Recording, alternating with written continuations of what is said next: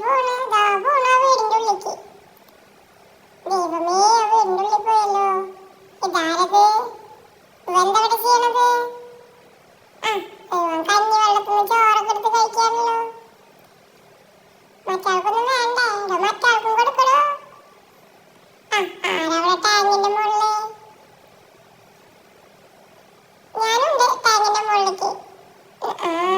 രണ്ടുപേരും കയറി. ഹലോ, എന്താ പരിപാടി? Hello sir, മാമുണ്ടാണോ?